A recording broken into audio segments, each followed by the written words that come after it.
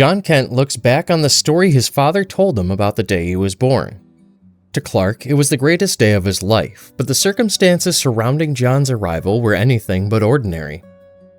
At the exact time, the galaxy was under attack.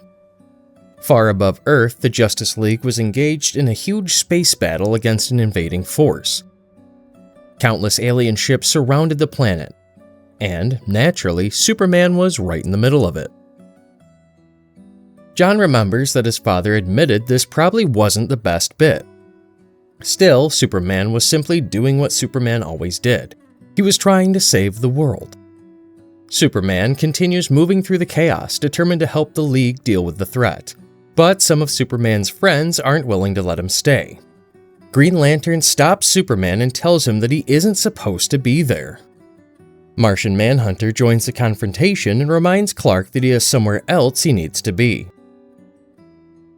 Superman looks at him, surprised that Jon is also telling him to step away from the fight. Clark points out the obvious. It's a planetary invasion.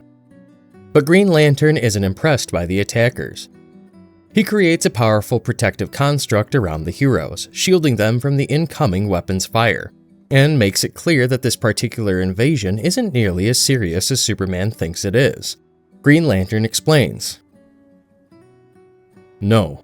It's an attempted planetary invasion, and as attempts go, I've seen far more impressive ones. Martian Manhunter then turns his attention toward the invading force. He refuses to let them get anywhere near Earth and prepares to push them back before they can make any real progress. Green Lantern also reassures Superman that the League has the situation under control. They've got this. Clark doesn't need to stay.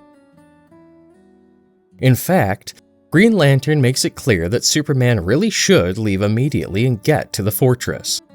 With his friends handling the invasion, Superman is finally being given permission to step away from the fight.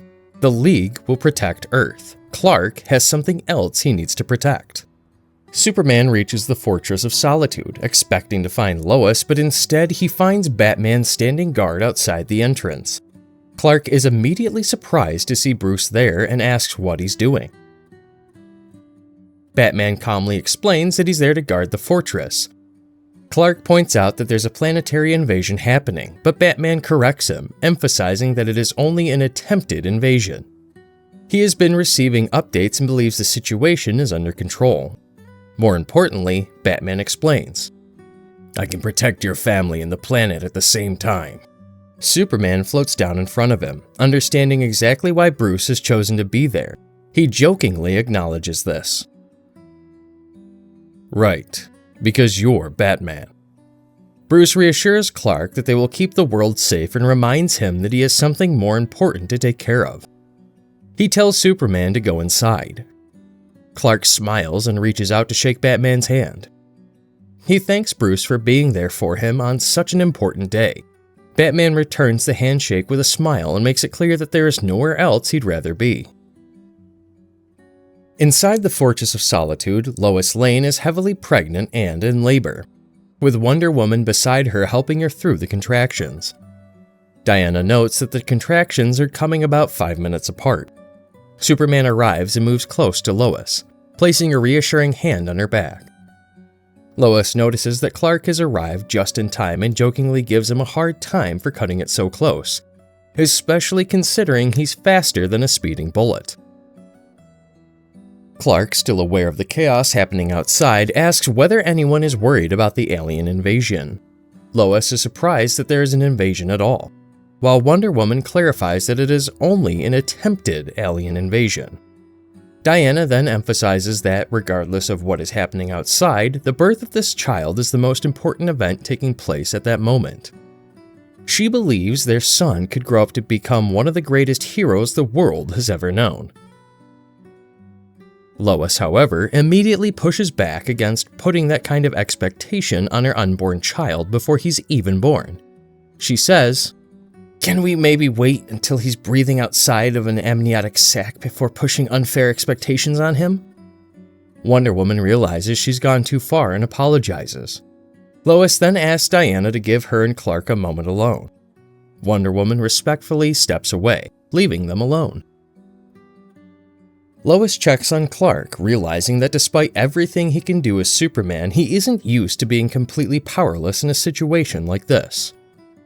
Jon reflects on how brave both of his parents were. They were two of the bravest people he knows. But this moment frightened them just as much as it would frighten anyone else. The fear wasn't limited to the day Jon was born. Throughout their entire pregnancy, Lois and Clark knew there was a possibility that something could go wrong.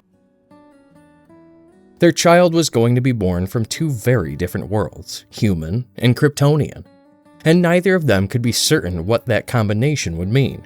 Clark had spent 8 months listening carefully to 2 heartbeats, constantly monitoring the pregnancy and hoping everything would be okay. When Clark begins worrying aloud about what might happen if something goes wrong, Lois stops him.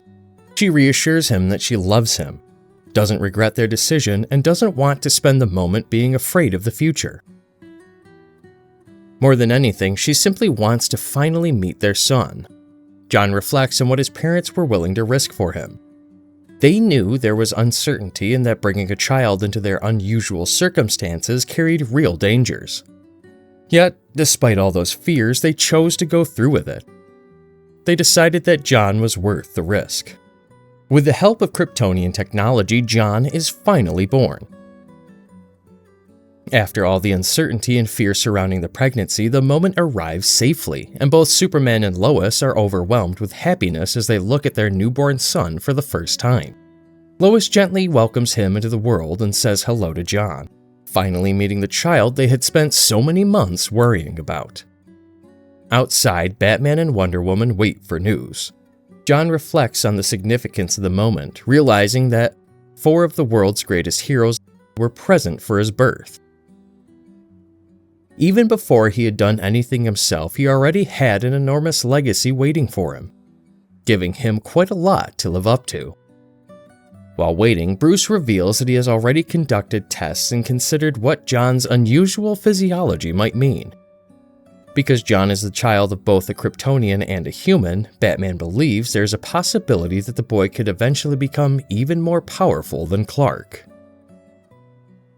Wonder Woman immediately pushes back against Bruce's approach, reminding him that he already has a reputation and that conducting tests on an unborn child of their friends certainly doesn't help that reputation. Diana focuses instead on what she believes will matter most about Jon. Regardless of how powerful he becomes, he believes he will inherit Superman's compassion and Lois Lane's fierce commitment. To her, Jon's potential isn't simply about strength. He could become anything. He could potentially become someone capable of inspiring and lifting everyone around him. Jon Kent could be the best of us, faster than fate, as powerful as hope, able to lift us all. Don't forget to like this video and subscribe to this channel.